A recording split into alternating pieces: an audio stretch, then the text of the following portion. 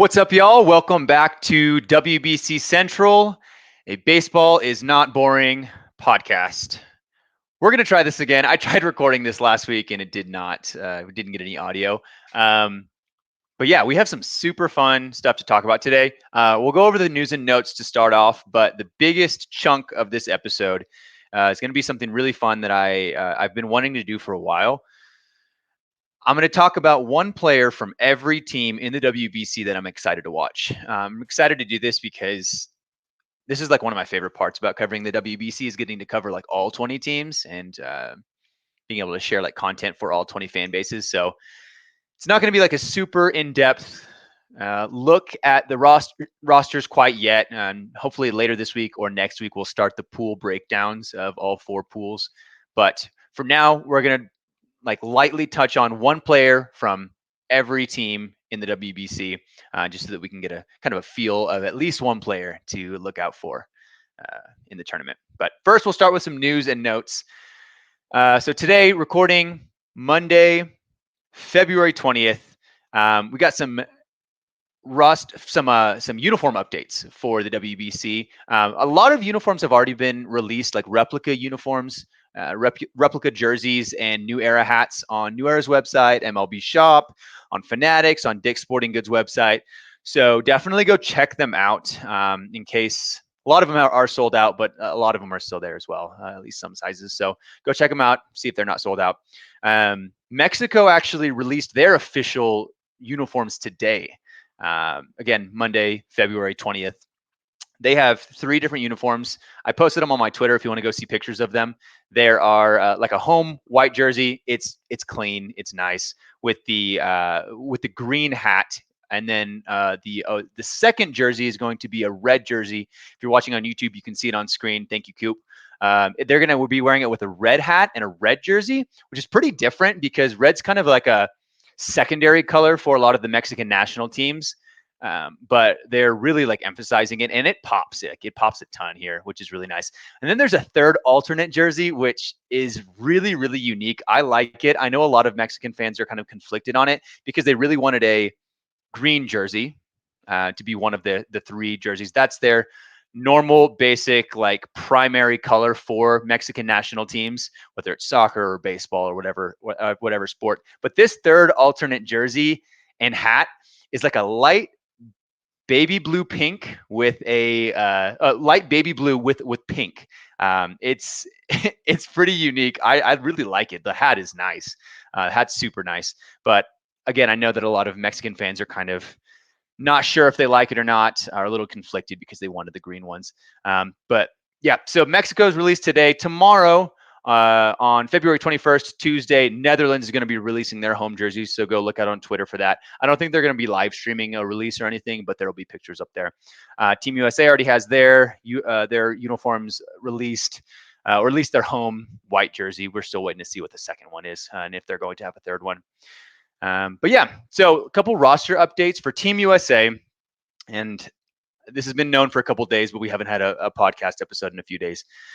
So both Nestor Cortes and Clayton Kershaw are no longer going to be on the roster for Team USA, which are massive hits. But because of that, we now know the players that are going to be replacing them on the roster. So Kyle Freeland is officially going to be back on the roster. He was on the preliminary roster. He's replacing Nestor Cortes. And Nick Martinez, who was on the designated pitcher pool, is now on the 30-man roster, replacing Clayton Kershaw. So I like them. I think they're both good additions to the team. I really was excited for Nestor Cortes and Kershaw, but specifically Nick Martinez, I think is a really good addition. I think he's pretty underrated, has been stretching out to be a starter for the Padres over the last year or so. He'll probably be a starter for them in 2023 as well. But he actually played for Team USA in the Tokyo Olympics, this last Olympics in 2021. So he has some experience. He knows what it's like to play for Team USA, to represent the country. And then also he's played in Japan and played against Japan in the Olympics. So I think he's a really good addition to this team for this tournament. You can see up on screen if you're watching on YouTube as well. If you're not, you can go to my Twitter. I've been working pretty hard on new updated roster and like roster graphics and an overview of the full team. You can see it has not only the full roster of every team. I'm going to make one for all 20 teams. Right now, I only have Team USA that I've released, but I'll be making one for all 20.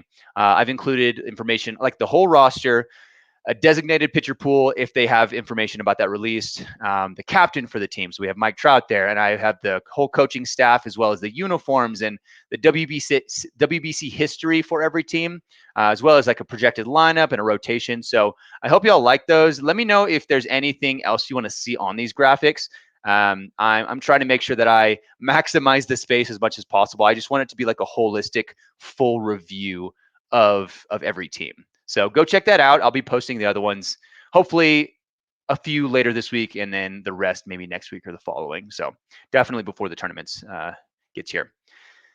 But yeah, one more piece of roster news. Jurickson Profar was not on the roster graphics during the WBC rosters reveal on MLB Network. But reportedly from Seb Visser, who is the press officer for the Kingdom of the Netherlands baseball team, the national team, he has been covering them for years. He actually tweeted out and said, hey, I don't know why he's not on that roster, why he's not on the graphic, because he's on the roster. They submitted the 30-man roster to MLB and to the WBC, and he was on that list. Jurickson Profar retweeted that tweet. So it's pretty much confirmed that Jurickson Profar is on the Kingdom of the Netherlands roster, which is a massive addition. He can play anywhere pretty much on the infield, as well as he'll probably be their starting left fielder, is my guess, after talking to a couple of people that are close to the team. So that's a pretty good addition for them. And the last thing with the notes, something that I wanted to cover real quickly is the next World Baseball Classic is scheduled to be in 2026 instead of 2027. We thought it was going to be 2027 because they're trying to have this be similar to the World Cup where it's every 4 years, but because of COVID, because of the delay, it was supposed to be a few years ago, this WBC this year, they were going to push the WBC up 1 year. So now it's 2026, only 3 years in between. I believe the following one will probably be 2029. I don't know if that's finalized yet, but it'll be probably 3 years between this and the next, another 3 years, and then after that, it'll be back on track for every 4 years. So I don't know. It's pretty exciting because it's 2026 instead of 27. We don't have to wait quite as long, but I'm still excited. I'm super excited for this one. Yeah, that's everything for the news and notes. Let's get into what is the main subject material of this episode. So, like I mentioned at the beginning, I wanted to cover one player from every country, every national team that I'm excited for. So maybe not the best player. In some cases, it is the best player on the team. Maybe not the most well-known, but just one player that I'm excited for from every country that's in the WBC. So we'll start with Pool A. We'll go pool by pool. So we'll start with Pool A. Starting off with Panama, Jose Ramos is one player that I'm really excited for. He really showed out in the 2022 WBC qualifiers to help Panama get back to the WBC. He's one of their best hitters, if not their best hitter. Panama hasn't been in the WBC since 2009.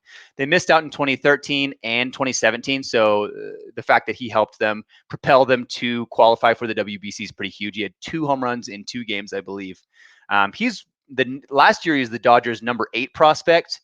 He had really good numbers in the minors, 818 OPS, 25 home runs, and 97 RBI across a couple of different levels of the minors. So I expect him to have a pretty big tournament for them. In Pool A, you'll see with these other teams that are in this pool, they're all pretty even, the teams. I don't know exactly who I am picking to make it out of Pool A yet.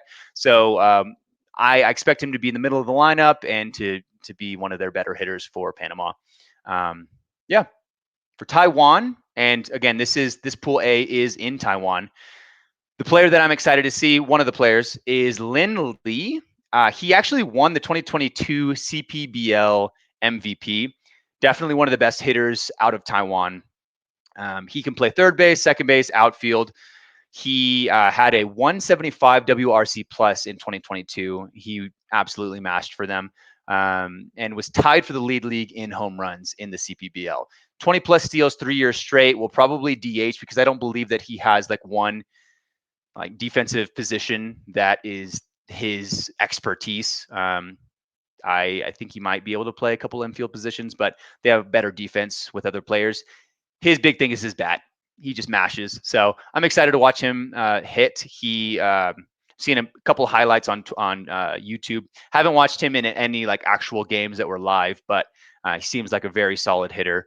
One thing to note, if you look up his stats on like Baseball Reference, they're not going to like jump off the page to you. But the reason is because in 2022, I believe it started in 2021, CPBL like deadened the ball dramatically because they knew in 2021 and prior that the ball was juiced, and it came out that it was juiced, and they needed to do something to reduce, to kind of like level the playing field. So if you look at his numbers, he led the league in a lot of different categories, but they're not going to like really jump out at you. So just keep that in mind. We'll move on to Italy. One player I'm really excited to see for Italy is Sal Frelick. He's a stud. He's one of my favorite prospects in baseball right now. Outfielder in the Brewers organization, drafted 15th overall in the first round of the 2021 MLB draft.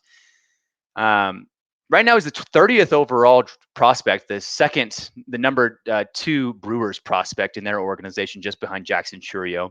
And with the loss of Brandon Nimmo, who was going to be on Italy's roster, I think he's going to make a big impact for them. He'll either play center field or left field. I think Dominic Fletcher is probably the better center field glove, but Sal Frelick is also a very solid glove. So he could play center, he could play left field. He's a 70 grade run tool and hit tool. So he's pretty solid. Double-digit home runs and stolen bases in 2022. So he's very well rounded. I think he'll hit at the top of that lineup. If not lead off, then maybe second or lead off in Italy's lineup in the WBC. So definitely look out for him. And I expect him to have a pretty big tournament, especially if Italy's able to make it out of the pool stage. So next, we'll do the Kingdom of the Netherlands. I'm going to go with a pitcher. Because I think that is the pitching is their weak spot. Their lineup is very solid. The Kingdom of the Netherlands. They have a bunch of MLB players, bunch of studs: Xander Bogaerts, Jurickson Profar, Jonathan Scope, guys like that. But their pitching is what's really kind of holding them back from being like one of the higher tier teams right now. So I'm going to go with their ace, Lars Hoyer. He is the best pitcher in the Kingdom of the Netherlands, and he has been for the last few years in the Dutch league in the Netherlands. Last year, he had a 0.86 ERA, which, of course, the Dutch league isn't like anywhere close to MLB or even NPB, but it's definitely one of the better leagues in the world. So a 0.86 ERA is a 0.86 ERA anywhere. He's super impressive. Throws heat. He's only in 2017. That's what I was going to mention. He did play for the Netherlands in the WBC. Only got to pitch 3 innings for them, and I think he allowed like 3 or 4 runs in that short appearance. So I'm really excited for him to be able to pitch again in the WBC. I think he was like 23 at the time, and so now 6 more years of experience. Still the best pitcher in the Dutch league, probably even better. He only reduced his strike. He only increased his strikeouts and reduced his walks since then. So kept his ERA and WHIP about the same, all his ratios. So really excited to see him pitch in the WBC again. I think their pitching is going to be what is a deal breaker for them. It's a make or break for them to get out of that pool stage. So he's going to have to really perform. For Cuba, one player that I'm really excited to see. I'm so excited to watch this guy play because I've never actually watched him live. I'm pretty new to NPB, but his name's Levon Moinelo, who is one of the best relief pitchers in all of NPB in Japan. This guy's Cuban, but he plays in NPB. He's had 5 straight seasons of a sub-2 ERA. A 14.9 K per 9 rate, which is ridiculous. He's easily he's a consensus top tier, one of the top relief pitchers, closers in all of Japan. I think he just transitioned to a closer role this last season. So this will probably be his first full season as a closer. But he is a beast. His changeup apparently is his best pitch. Last season in 2022, his changeup all year, opponents only hit 0.036. He had a 0.036 batting average against his changeup all last year. So he's nasty. He'll probably be Cuba's setup man, is what I understand. Raidel Martinez is another filthy reliever in NPB who's probably going to be their closer. He's been a closer for longer, so I think he just has more experience. And Livan Moinelo will probably be like the eighth inning guy. So I'm so excited to watch him play. We'll move on to Pool B. That's everything for Pool A. Pool B is in Tokyo, Japan. We'll start with China because I don't know hardly anything about their roster. But one player I do know, Alan Carter, who actually reached out to me on Twitter. Shout out to Alan Carter. He seems like a really cool guy. He went to Lee University. He was born in Singapore, but his mom was born in China. So he's playing for China through 3 years at Lee University, and I believe that he just finished his time there. But at 3 years, through 3 years at Lee University, a 3.55 ERA, and again, a 14.9, just like Livan Moinelo, 14.9 K per 9 rate. So he's a strikeout machine. Yeah, I don't know hardly anybody on this roster. So their pitching is going to really need to step up if they want to do anything in this tournament. So excited to see him pitch. We'll move on to Australia. Another team that I don't know a ton of players on their roster. Unfortunately, Curtis Mead, who would probably be their best hitter, top prospect in the Rays organization, is not going to be there. He had an injury last year, so he's just going to be focusing on making the team and rehabbing. I don't think he's healthy at this point. He's just focusing on like spring training to make the team. But he's not there, as well as Liam Hendriks. So a lot of players that like their top players, unfortunately, the top two players are not there. But one player I do know that I know a lot of fans like, Aaron Whitefield, outfielder in the Angels organization, played 5 games with the Angels in 2022. He is, I think, probably most like best known for his Premier 12 performance in 2019. He was the star center fielder for Australia, one of the best players in that whole tournament. Made like so many insane catches. He's a great outfielder. Like his glove is incredible in center field. So I'm excited to watch him. I think that he is probably going to be one of their best bats as well. Hopefully he gets some more time in MLB with the Angels, but he's a stud. I'm excited to watch him. Next is Czech Republic, who they've never played in the WBC. So the fact that they're even here is such a cool story, and I can't wait to see how they do. Unfortunately, they are in Pool B with 2 powerhouses in Korea and Japan, but the fact that they qualified at all is just a testament to how much baseball has grown and improved in the Czech Republic. So the guy that I want to focus on today is absolute beast Marek Kloop. Plays for North Greenville University. Who actually was the national champion in D2 and NCAA D2 last year, 2022. He was one of their best hitters last year. He's like 6'4 or 6'5", 220. He's a monster. Hit 12 home runs, 30 stolen bases, and 75 RBI last year in his season with North Greenville University. Doesn't strike out a ton, honestly, for a guy with a ton of power. He absolutely showed out in the WBC qualifiers for the Czech Republic as well. Helped propel them to qualify for the first time in Czech baseball history for the WBC. So he means a lot to them. He's pretty young. I think he has a chance to sign with an affiliate, hopefully get drafted and make it pretty far in affiliated ball.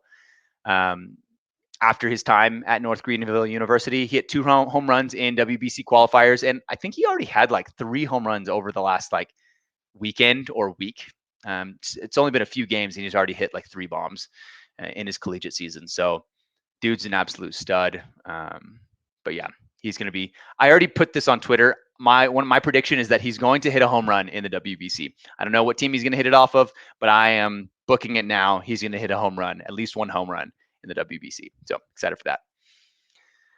We'll go on to Korea. Korea has an incredible team. Their pitching is pretty good, but their lineup is very stacked. And so the player that I want to focus on today, I don't think there's anyone else that I could have picked. He is getting all the headlines for Korea. He's coming to MLB. He's posting after the 2023 season in KBO. His name's Lee Jung-hoo, and he is the best player. He's the best pitcher, the best hitter, the best bat, and the best overall player in Korea. He's a monster. Five-tool player. His nickname is Grandson of the Wind because his dad, who's actually a former KBO MVP, his nickname was Son of the Wind. He was super fast, stole a bunch of bases. So Lee Jung-hoo's nickname is Grandson of the Wind. He's only 24 years old. He was the 2022 MVP in KBO. He's had 5 straight gold gloves. He won the Rookie of the Year, has never hit below 320. His bat to ball skills are ridiculous. He walks like twice as much as he strikes out over the last couple of seasons. He is one of the best players in the world, just full stop, but especially outside of MLB. So he'll be in MLB soon. I can't wait to see who he signs with because I think he's going to be a very solid addition to some outfield core. It's just those bat to ball skills, being able to walk twice as much as you strike out, and just like a 320 average every year or better is of his entire career is crazy. So yeah, I wouldn't be surprised if he's one of the best players in all of the WBC. So definitely look out for him. For Japan, who's one of the best teams in the WBC, one of the best teams in the world, they are the most successful team in the history of the Classic. They've won twice. They are a powerhouse. They always are. There's a couple guys that everybody wants to talk about. Of course, Shohei Ohtani. You got the 2 young prodigies in Munetaka Murakami and Roki Sasaki. The guy I want to talk about, though, is I think pretty dang underrated because he's the best pitcher in NPB. His name is Yoshinobu Yamamoto. He's been the best pitcher for the last few seasons. Everybody wants to talk about Roki Sasaki because he has probably the best stuff of anyone, and he's really young. But everybody forgets about Yamamoto, at least on this side of the world, if you don't watch NPB. He's only 24 years old. He has won back-to-back MVPs and the NPB equivalent of the Cy Young Award and back-to-back Triple Crowns. So back-to-back MVPs, back-to-back Cy Youngs, and back-to-back pitching Triple Crowns. The last 2 to 3 seasons have been some of the best pitching we've ever seen in NPB history, from what I understand. He is elite.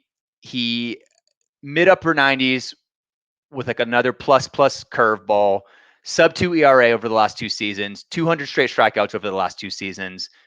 This 2-season stretch has just been one of the best stretches we've ever seen. Since 2018, he's never had an ERA over 3. So he's the best pitcher in Japan, and because I think people may not be rating him properly, I'm just so excited to see him kind of make his presence known because he also will be posting after the 2023 season along with Lee Jung-hoo. So both of those guys are going to be the headliners coming over to MLB next offseason. So definitely watch out for them. Yeah, that is Japan, and that is Pool B. Let's go ahead and go to Pool C. Pool C is in Phoenix, Arizona. We'll start out with Colombia. A player I'm really excited to see is Jorge Alfaro because he is just so much fun to watch. He's electric. His hair flowing in the wind. Aquaman. Rob Bradford just did an interview with him at spring training, just talking with him about his whole persona, his whole hair, and signing with the Red Sox. So could definitely go listen to that. But he's so much fun. And the reason why I'm so excited to watch him in this WBC is because just a month ago, he absolutely showed out in the Dominican Winter League. He went 8 for 19 with 2 home runs and 4 RBIs in the Dominican Winter League final and won the Dominican Winter League MVP. So I'm hoping that he can kind of carry that momentum over into March. through spring training and into the WBC, because if he does, he's going to be one of the best bats for Colombia and one of the best bats in Pool C. I'd love to see him carry that over into the MLB season as well, because he's a stud. I really want him to do well, and he seems like a lot of fun. So, Jorge Alfaro. For Canada, one of the guys I'm really excited to see is Edouard Julien, one of the prospects in the Twins organization. People were really, really high on him, like as a prospect. A lot of prospect accounts that I follow seem to be like really rising on him over like the last year. In 2022, he slashed 300, 441, and 490. Hit 17 home runs, 19 stolen bases in Double-A. Played kind of like all over the place, but mostly I think his primary position is second base. He'll probably start for Canada at second base. He's electric. I can't wait to see him in MLB, but this will be such a fun showcase for him to be able to play for Canada and play in front of the world before he makes it to MLB. I was talking with Josh Wolf on one of our old, interviews we did last week, or 2 weeks ago, I guess. He was talking about he's a pitcher in the Guardians organization. He was talking about how excited he is to pitch in the WBC for Israel, because there's no other time that he gets to pitch in front of like an MLB atmosphere, like in an MLB stadium, in front of all of these electric fans. So that's going to be the case for Edouard Julien as well. He's going to get to play in front of American fans and the Mexican fan base. And so this will be a really cool opportunity for him to showcase himself in front of MLB players and MLB teams, and to kind of like gauge himself against that talent. So that's Canada, Edouard Julien. You could say the same thing for the next player, for Great Britain, one of my favorite players in all of baseball. As you know, if you follow me on Twitter, Harry Ford is just an absolute stud. He's going to be the starting catcher for Great Britain. He is just, his energy and his vibe is just so infectious. It's contagious. People love being around him, it seems. He's super young as well. His parents are British. That's why he is eligible to play for Great Britain. I believe both of his parents were born in Great Britain, and his grandparents still live there and everything. So he hit 3 home runs in the qualifiers last year for Great Britain. Easily one of their best hitters. He'll be right in the middle of that lineup as well. Might be leadoff, honestly, at the top of the lineup. But yeah, starting catcher for them. He's the top prospect for the Mariners. He's the top 50 prospect overall. In A-ball last year, he hit 863 OPS, had 11 home runs, 23 stolen bases, walks a ton. He's just an all-around incredible player and seems like a very, very mature, solid dude. I'd love to have him on the podcast. He is one of my favorite players, one of my favorite prospects for sure. If you look at his like scouting grades, he has a 55 hit tool, 50 power tool, 60 grade run, 55 grade arm, 55 grade field. So he's all around 5 tool. He might move off of catcher, honestly, eventually, but for now he's a great catcher. I don't think he should move off. I think he can stick behind the plate. He's great defensively back there as well.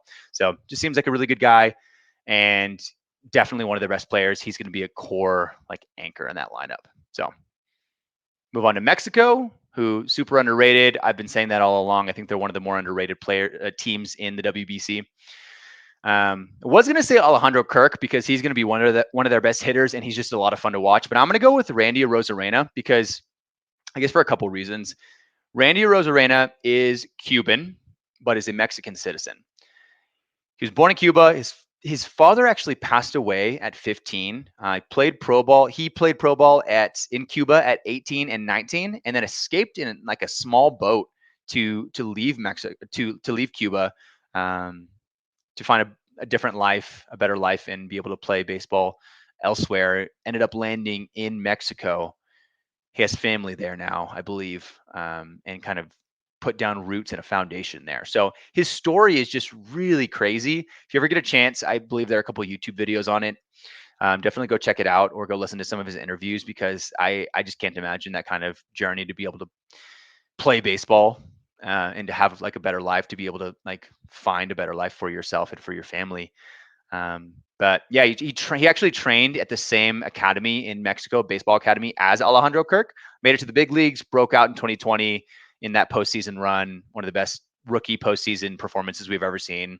We know the rest. He's gone on record. Like I believe he's specifically in an interview with ESPN said, I'm Cuban, but it would be an honor for me to be able to represent Mexico. So just seems like Mexico means a lot to him, and he will be playing for Mexico. He'll be one of their best bats as well in the lineup. Maybe lead off, definitely top of their lineup for sure. So I'm really excited to watch him play and get to represent this country that means so much to him. I'll move on to USA, the last team in Pool C. Team USA, again, I don't think there's anybody that I can point out right now other than one player, and it's Mike Trout. He's the GOAT. I mean, there is nothing that has not been said about Mike Trout. He's the best player in baseball, has been for years. Surefire Hall of Famer, first ballot. Still, honestly, I think he's only 30, so he still has plenty of time to play. He, they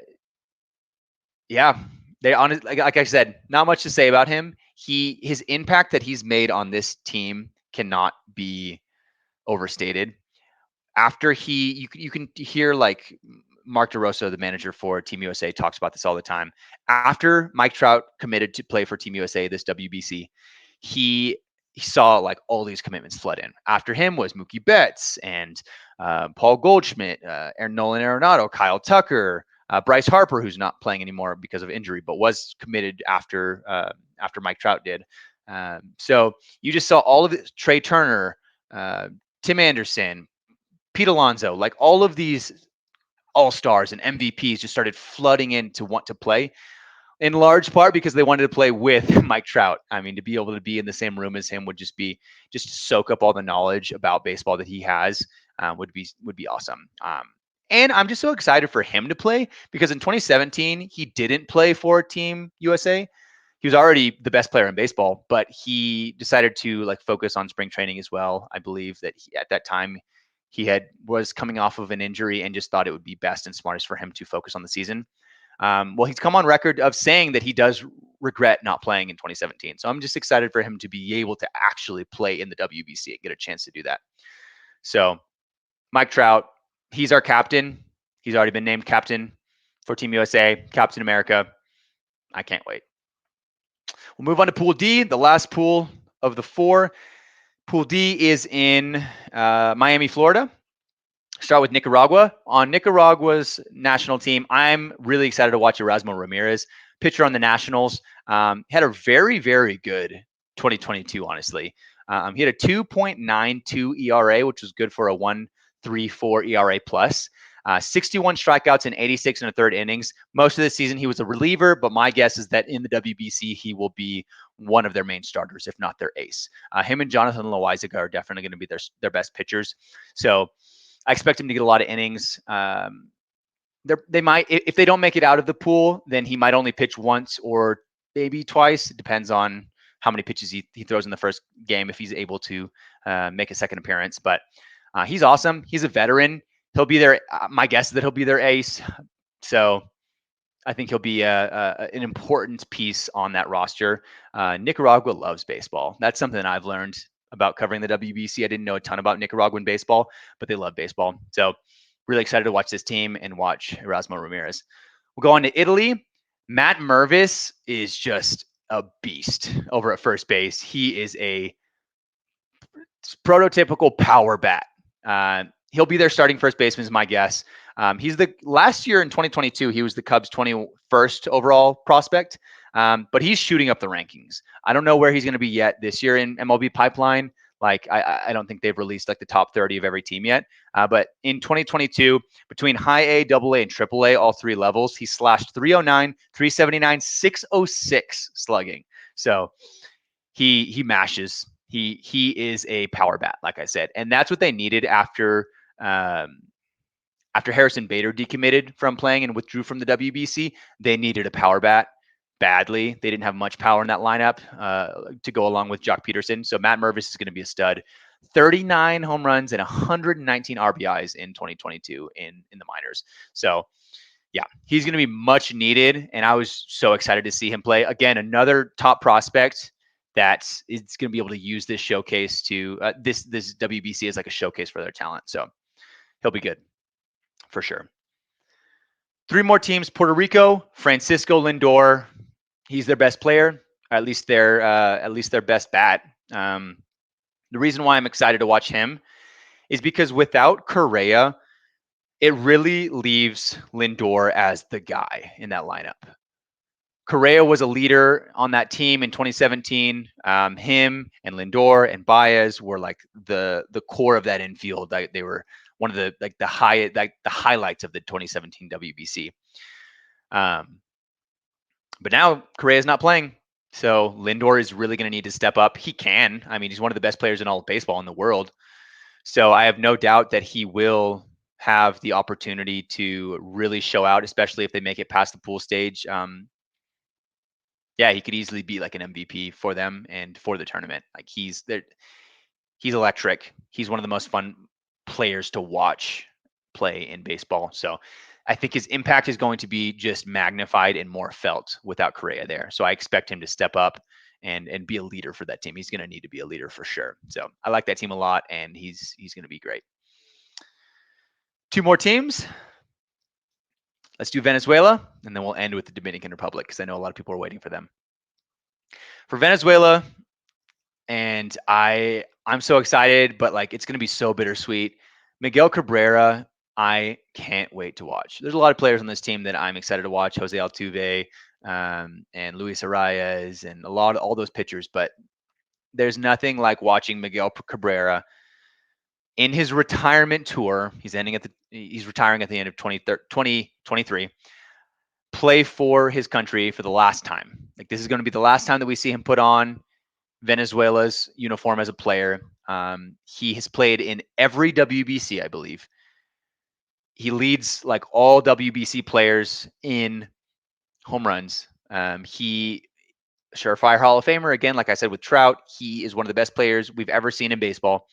And this is going to be like his send-off, not only for baseball, but for Venezuela and for his country. So I think it's going to be pretty special. I hope that the WBC and MLB really emphasizes that and puts like a lot of effort in recognizing him and honoring him because he deserves it.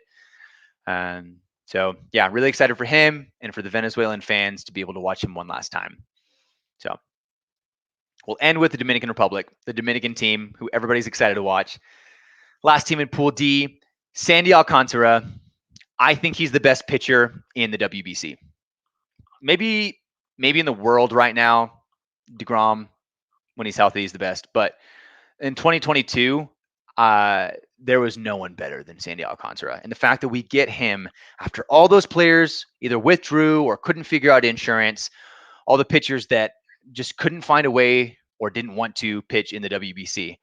We have this guy who is at the elite of the elite level right now in Sandy Alcantara. And to see him pitch in the WBC, represent his country, and play in this tournament is going to be a blast. And it makes me so happy for the future of this tournament because we need guys like him to play for it to be successful. So like I said, I think he's the best player in the tournament. They lost Framber Valdez. They lost Luis Castillo, Luis Severino, Freddie Peralta, a couple bullpen arms. So his impact is only going to be magnified for them as well. So if they want to make a deep run, and I believe that they will, and they absolutely can, he's going to be at the center of that pitching staff. Don't know if he's going to pitch against Puerto Rico or Venezuela in that first round, but it'll definitely be one of those 2 teams. I don't know how he's going to be able to handle not going a full 9 innings every time he goes out there with the pitch limits, but he'll be a stud. I hope he gets to pitch against USA or Japan because that'd be so much fun to watch. Be one of the best matchups in the tournament. So yeah, that is all 20 teams. That's all 20 countries. Covered all of them. There's plenty of players on every team that I'm excited to watch, but that is one from every country that hopefully you now know more about them. If you want to know more, you can look up their baseball reference page. You can look up highlights on YouTube. All of those guys have at least some content out there on YouTube or Twitter. So if you want to know any more about those players, You can reach out to me as well. You can DM me or tweet at me. Let me know in the comments of the YouTube video as well as on Twitter. Again, reach out to me. Let me know what players are you excited to watch in the WBC. We have so many more stars than we've ever seen in the WBC playing this time. This is going to be the best one. People are bought in. Like it's going to be a blast. It's going to be the event in the baseball world in March. So let me know the players that you're most excited to see, whether they're the stars, whether they're the prospects, whether they're super underrated or like don't even play in affiliated ball, if they play in East Asia or in Latin America in the Mexican League or wherever they play, whatever level they're at. Let me know what players you're excited to see or any players that you'd like me to highlight because I want to learn more about all these players in the tournament. So yeah, that's everything. Over the next week, we're going to have another episode, hopefully later this week. I'm going to start going into the pools more in depth into every roster. We're eventually going to cover all rosters, but we'll go pool by pool. Hopefully starting this later this week. If not later this week, then next week. I'm going to work on getting all 20 team overview graphics done for the WBC. Hopefully, I mean, as soon as possible, hopefully in the next week or so. So definitely be looking out for that thread on Twitter. Again, let me know if you have any questions or any feedback, anything you'd like me to cover. I would love to cover as much of this tournament as possible. I'm trying to figure out a way to make it to the tournament as well. Tickets are really, really hard to come by right now. So many of the big games are sold out, most of them in Miami. I'm trying to make it to Phoenix, hopefully. I'm trying to figure out a way to find some money and some tickets, especially for the USA-Mexico game. So, yeah, if I make it there, I would love to meet up with some people. If you're a follower, love to meet up and talk, just to chat about the WBC and to hear your story. So again, yeah, reach out if you have any questions. That's going to do it for this episode of WBC Central. Go subscribe on Twitter. Go subscribe to Baseball Isn't Boring on all your streaming platforms. And you have a good day, night, morning, whenever you are listening to this. Bye-bye.